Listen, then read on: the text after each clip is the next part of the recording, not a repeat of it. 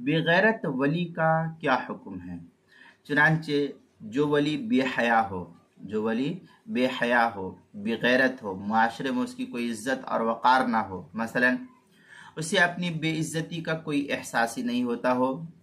और फहश गुफ्तगू करता रहता हो, फहश कलाम बदगो हो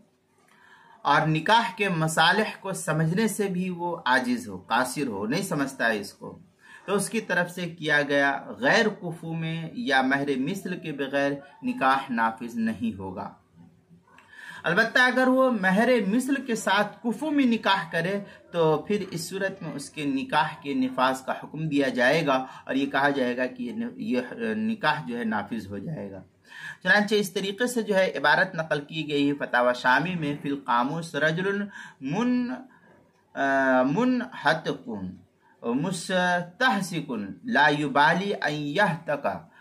इस तरीके की इबारत जो है फतावा शामी जो ज़करिया बुगडीपू देवबंद का हिंदी नुस्खा उसकी चौथी जिल्द सफ़ा 153 और किताबुल मसाइल उसकी चौथी जिल्द सफ़ा 128 और 129 पर इसको नकल किया गया, वहाँ देख सकते हैं।